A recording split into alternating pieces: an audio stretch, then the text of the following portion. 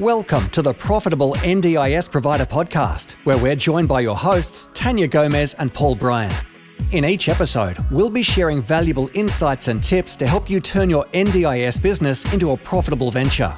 So whether you're just starting out or looking to take your business to the next level, you've come to the right place. Let's stop surviving and start thriving.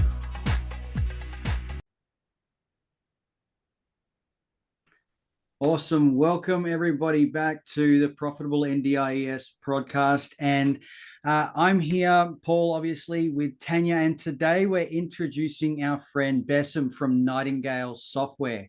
Fantastic software that providers are using to look after their clients, their staff, manage their business, rosters, all that sort of thing. But obviously, having a really clear idea of how you manage your business has to be really key to how you grow, how you keep all your ducks in a row, how you keep your compliance up to date.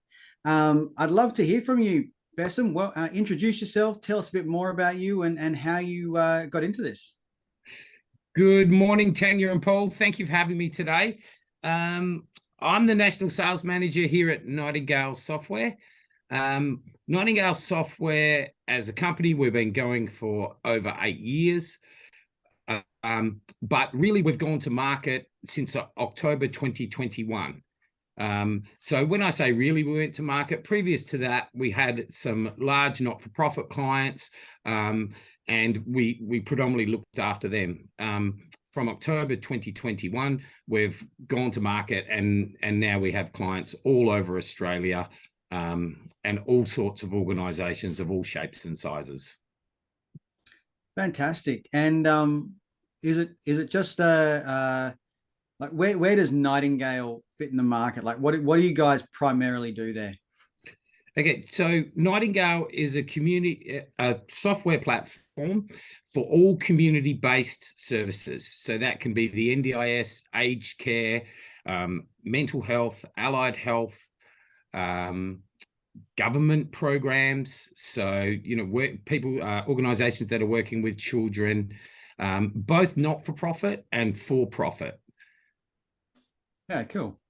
Wonderful. And I love technology and I love systems. And so I'm really excited to talk to you more about Nightingale. And I know that when I met you the first time, we had a quick look at the system and it looked pretty amazing.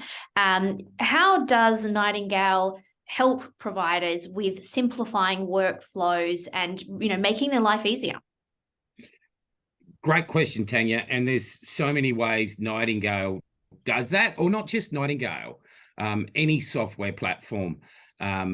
So the first thing is centralizing data. So what I find is sometimes when I meet clients, they may have multiple systems, multiple spreadsheets, multiple workflows, but they're all on separate systems. So the first thing we do is centralize the data, which a great thing about centralizing is it gets rid of so much time, because having so many systems can be time consuming. Another thing that a system like Nightingale will do is automate all your tasks. So, you can imagine an incident report, for example. Traditionally, that might be a piece of paper. Someone might have a WhatsApp. Some organizations have WhatsApp groups to manage them, shared drives, and it has to go through so many hands.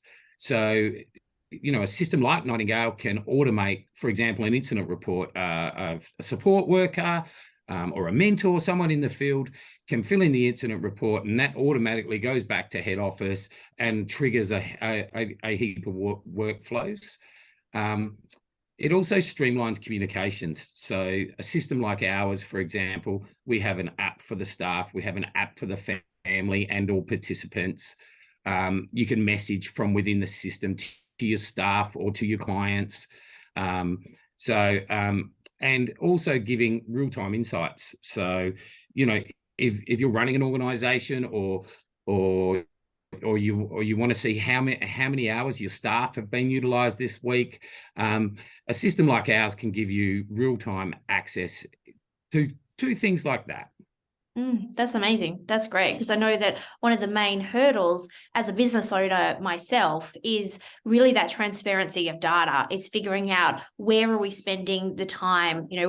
I work it out usually as like, what's my cost of acquisition, but then what's my cost of delivery, and then what are my overheads? And I'm looking at the percentage of those all of the time. But I find it particularly, quite difficult to get that information and be able to look at that information easily, because there's multiple systems that we're using, as far as, some information is here, some information is in Xero, some information's in our project management tool, ClickUp, information is kind of dispersed. So I guess having it all centralized means that you've got that transparency, and you can easily then have a look at, okay, our hours are up, but our billing is down. So that, then that must be an issue with the billing and not doing that fast enough, or getting too many rejections with your claims and things like that. Exactly, Tania. Another one could be incident reports. You're about to get audited, ask for your incident reports. Where are they? How confident are you that you can, at the touch of a button, have access to all your incident reports? But yeah, there's so many ways that having everything centralized will help you run your business more efficiently and focus on the things everyone's here to do, which is provide service. Yes. Yeah. And look, I'm an NDIS auditor by background. So incident reports and complaints, being able to track incidents as they come in and see that they're closed out in the appropriate way, and that you have records around that, is really so important, especially if you do have a big casual workforce, or you're a sole provider with multiple staff.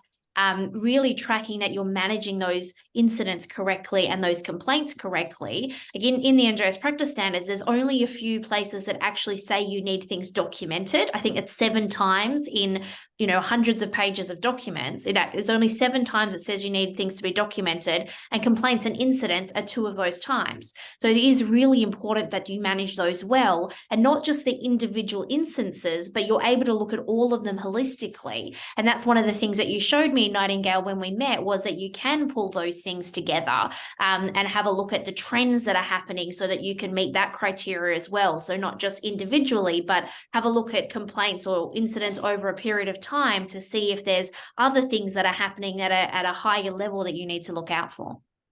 Yeah, exactly, Tania. And it helps you focus. Is it one client where all the incidents are coming from? Is it a particular group of staff members? Maybe it can highlight some training issues if the incidents are quite similar. So and obviously protect you as well as an organization.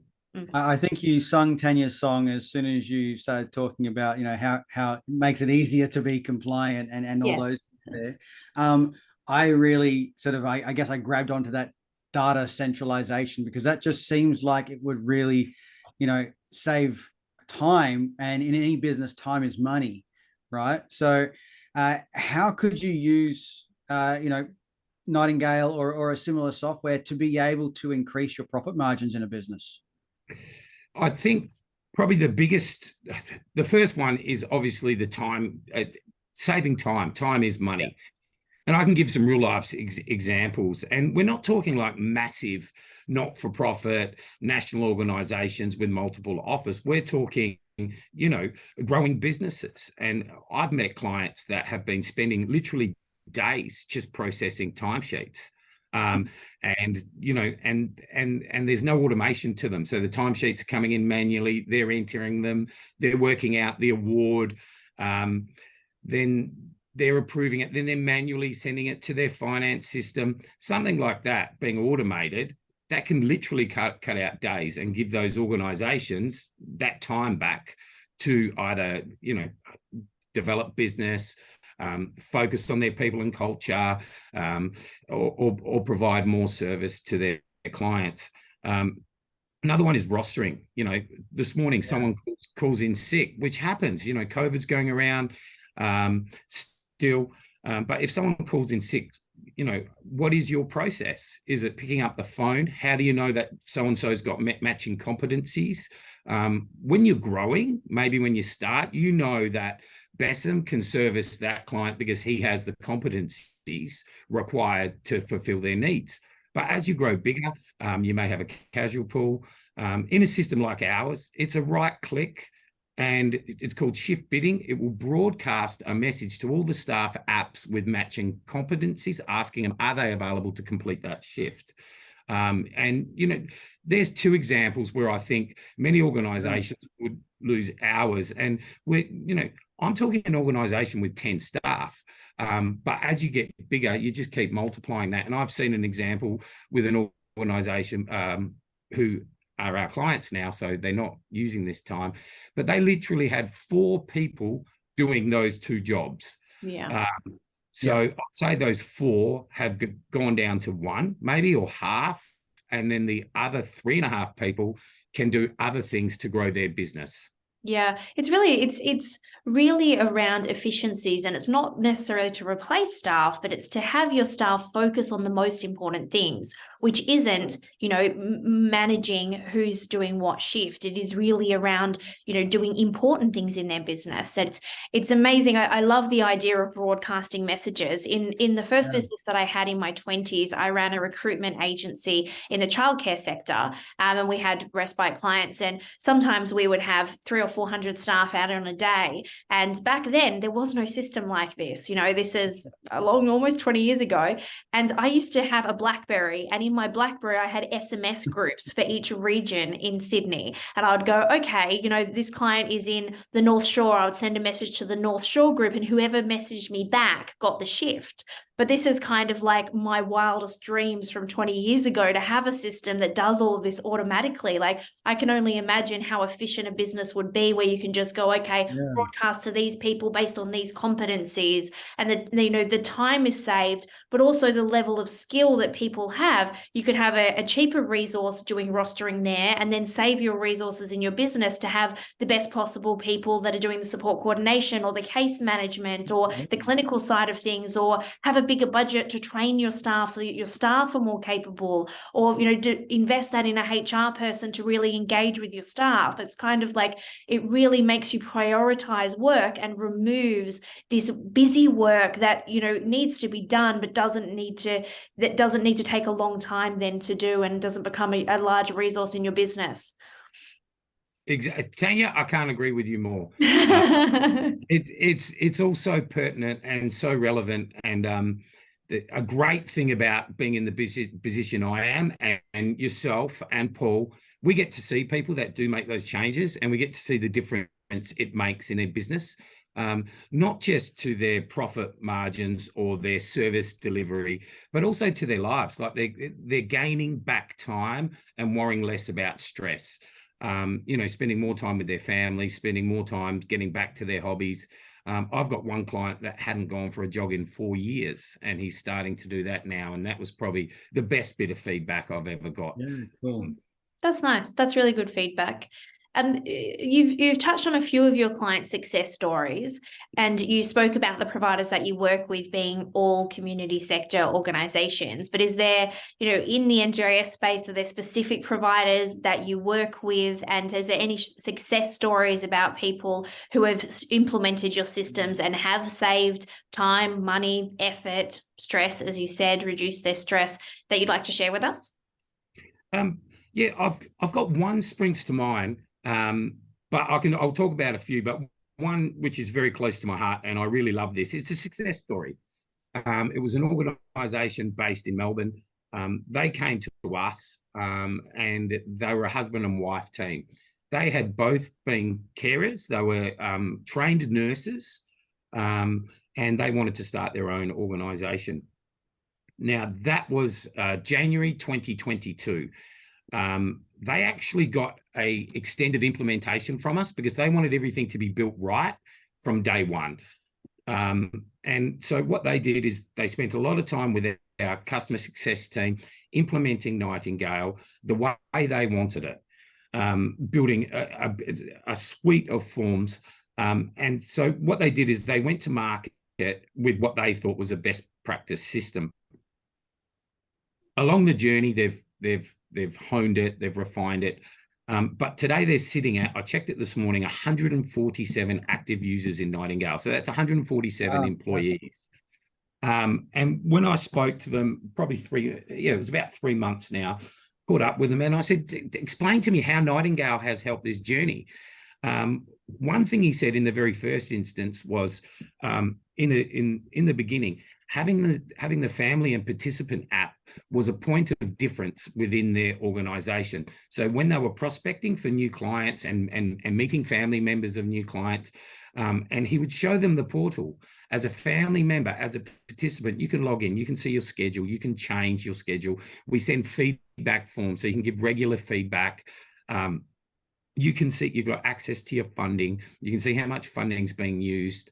You can see where your family member is versus their goals, all in an app. Some people would call it a client portal. We call it the family and companion app. So that was one great point of difference. Another one was their onboarding of staff. So whilst Nightingale isn't a HR system, they were able to onboard staff through Nightingale. So they would send a link and the potential staff would literally onboard themselves within Nightingale. They also created a custom form, which then would be filled in with all their competencies, some experience, a little bit about themselves. So that took out a step as they were growing their business, because imagine they were both working themselves, providing the care initially. So that's a great story where a couple of features gave them a point of difference in the beginning with recruiting and also attracting clients. But moving forward, they were talking about how they're so nimble, and they use a feature of Nightingale called Roster Smart. So they rarely over roster overtime. So they're, unless they really have to pay overtime, but Nightingale's telling them in the first instance at the point of rostering whether this staff qualifies for overtime or not. And so that's keeping them nimble and lean, right, and able to service more people. That's a great example of a business that's grown. On the other end, we've had some large organizations that have, we took 700 user organizations that have literally gone from 8 or 9 systems down to Nightingale and a system called Power BI. And their finance system. Of course, you can't get rid of your finance system. But they recently were nominated for an innovation award in our industry. That's how much of a difference it's made to their business and their workflows. Now, they won't tell me how much it's increased their bottom line or allowed them to employ new people, but it definitely have. It definitely has. Yeah, look, that's amazing. I think that, seeing people be able to let the software do the heavy lifting for them, and seeing how they go from just, I guess, some businesses might feel like their organization is chaos at the moment, but moving to a place where the software is, looking after those tasks, and it's organizing a lot of those day-to-day things, which might feel like you're putting out fires all the time. What advice would you give to a provider who's looking to get into their first system? Like maybe they're just sort of getting cracking, or, they've been using, Google and OneDrive and WhatsApp and all those sort of things, but they need to get everything centralized? Well, my advice is be like the organization I mentioned before. Obviously, cash flow is important, but find a system that you can grow into rather than a system you're going to grow out of. The biggest challenge we get is meeting organizations that have outgrown their system. So all that does is they've either gone and attached other systems onto it, which isn't cost effective, and it's not good time wise as well. And invest in your implementation. So that is the most critical part of purchasing any software, is what you do at the implementation stage. So for those of you that don't know, an implementation is basically when you're setting up your software, your new software. That includes data, transferring all the data, your existing data from all the places, setting up your forms, your service agreements, your incident reports, your complaints forms, setting up all that, setting up your finance integration, setting up your staff, setting up your rules. Like, what happens if a staff member gets to a client and the client cancels the shift? Does that automatically get billed? I would say so, because they haven't given notice. Setting everything up so everything's automated. The time you invest on your implementation, you will get back 10-fold, 20, 30-fold over the years. So do it once, do it properly. But in saying that, I do believe, obviously, when you're starting out, cash flow is an issue. Getting into software is good, because getting your staff and yourselves in the habit of using software, keeping everything centralized, is very important. It's very hard. Sometimes we have clients that grow to, 100 user organizations, with hundreds of clients, and it's spread all over spreadsheets and 5 or 6 systems. Now, there's a big change management piece, getting everyone off that onto a new software system. But yeah, the biggest advice I can give is really invest in that implementation as much as you can afford, because you're investing in the future of your organization.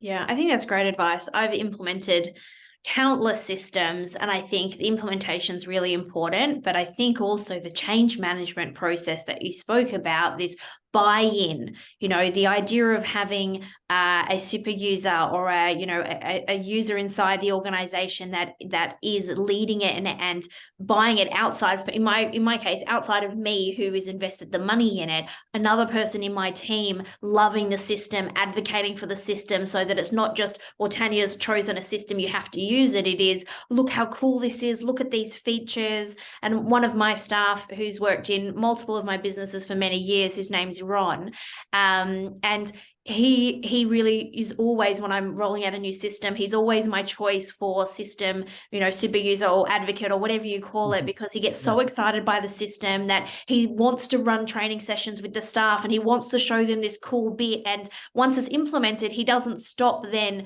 He then, like, when there's an update, he'll go and research the next update and, share it with pure joy, because he really does love seeing their organization implement more software to make their jobs easier. And he sees his role as he's in the business services team, as a digital manager, actually. And yeah, he just makes implementation such a joy. And I've worked with many organizations implementing things. I've worked with a number of government organizations implementing software systems, and it can be really challenging to get that buy-in and get people using it. And if you can't get the end users excited and wanting to use it and get through that painful period of learning it for the first time, learning the navigation, getting into the features, it almost dies. And you've got the senior managers using it and nobody else. Like, I've been to NDIS providers audit, and on their computer there's a post-it note that says use the system, and you've got people that are like,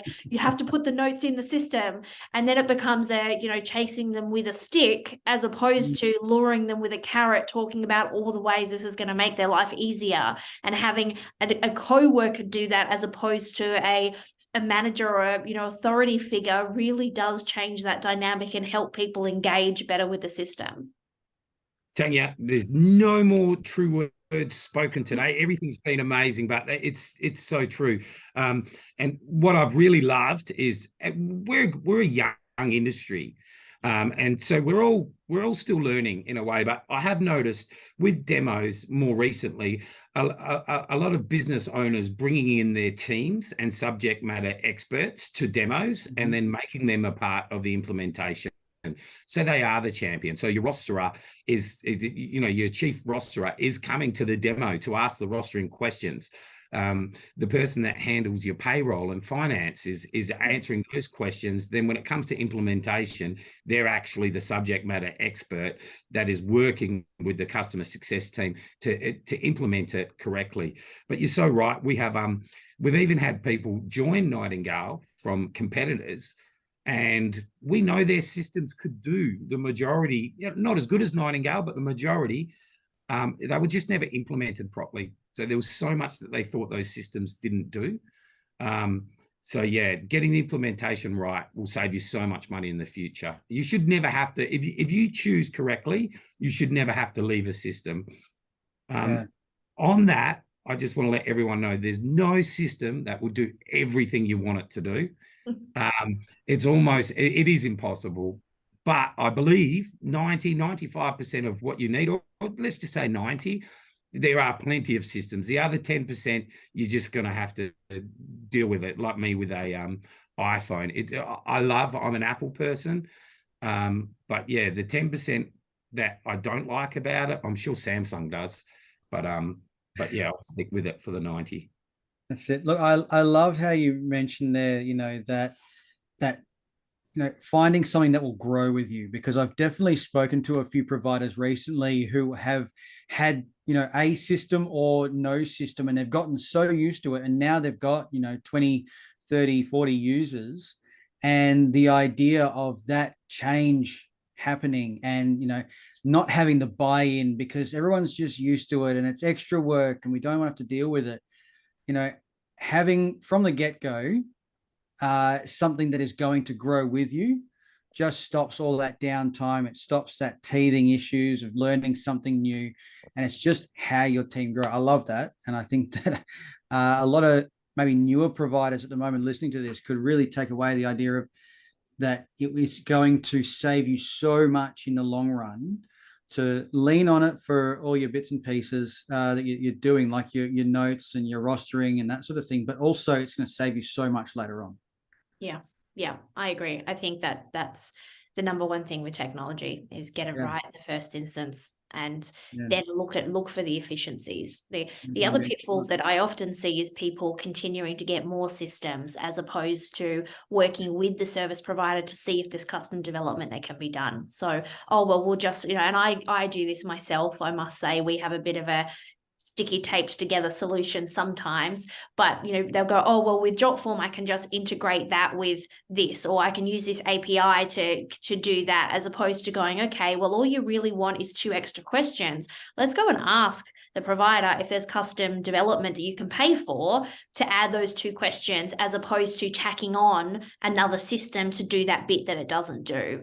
And then also just watching what happens in those releases, because things like Zoom or Calendly or all of these systems that are often used, you'll find that there's so much overlap between the systems, and then you're paying for things 3 and 4 times, but you're never using it, as opposed to going, right, we reevaluate our tech stack every year. We spend about $150,000 on tech in my business.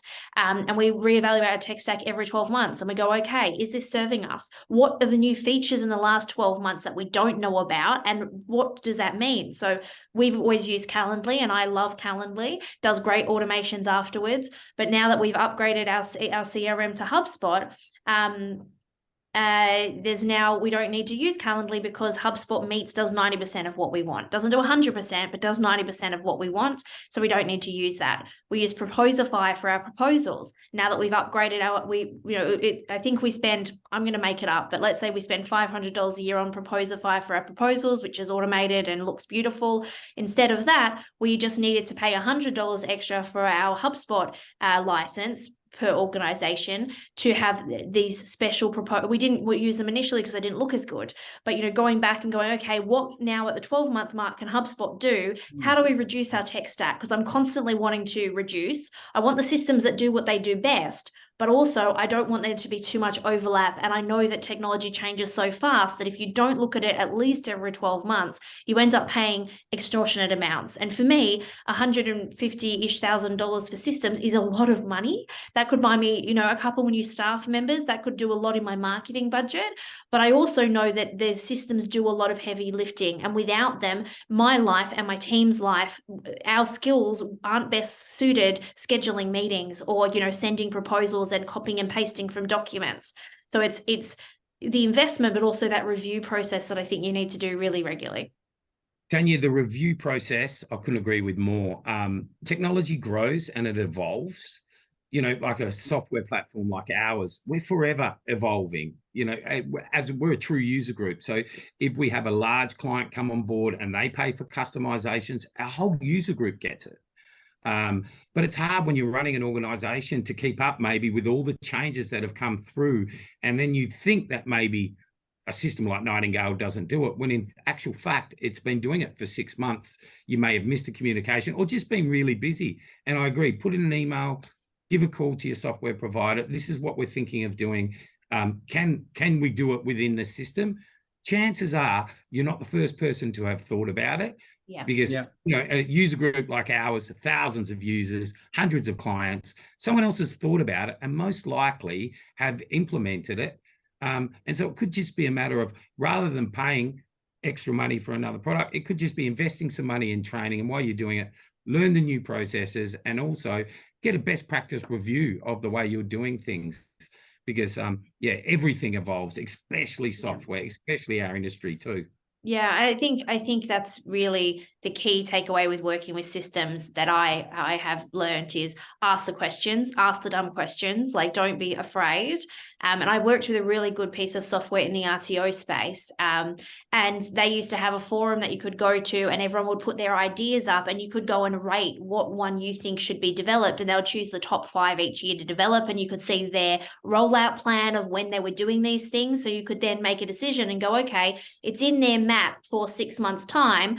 Okay, I'll pay for Jotform for 6 months to do that, but I'm going to put a note to revisit in 6 months, or maybe 12 months, because, you know, it might be in beta or it might not be perfect yet.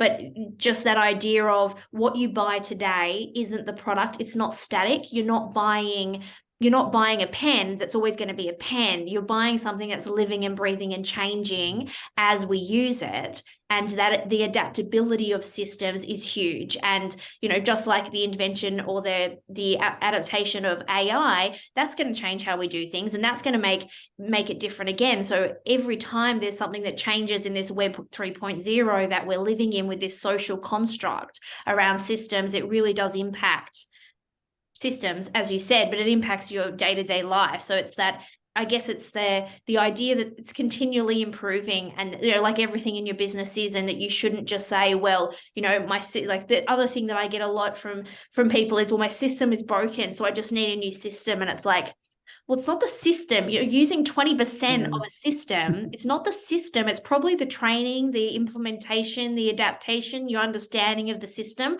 and then how you've set it up. And if you've got all of that wrong, yes, it can't do what you want it to. So let's go back, take a step backwards and have a look at, well, actually, let's go back and set it up from the beginning, or let's, you know, set up a new instance and start again, or let's redo the workflow so that they make sense because your business has evolved and that no longer works. But it might not be the system. It's just you keeping up, the system keeping up with your workflows, and vice versa.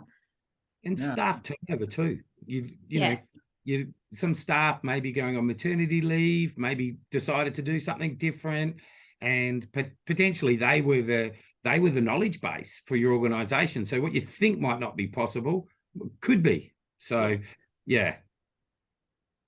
I love software so much. I'll be honest, I'm relatively useless at most technology. So I rely on knowing the software that I have to do the things that I need it to do, because I haven't got, for myself, I don't have a team around me. I rely on the software that I use to do a lot of that heavy lifting. And there are so many different parts in, once you look at an NDIS provider, there's so many different parts, and some of them with, you know, legal ramifications if they're not done right, and, you know, all around all your compliance, but also, you know, just making sure you're really taking care of your staff and really taking care of your participants. You can measure those things. And having looked at software and sort of been through the demo as well, I can see that it makes it so much easier to know exactly what's going on in your business at any given point, and being able to be on top of those things.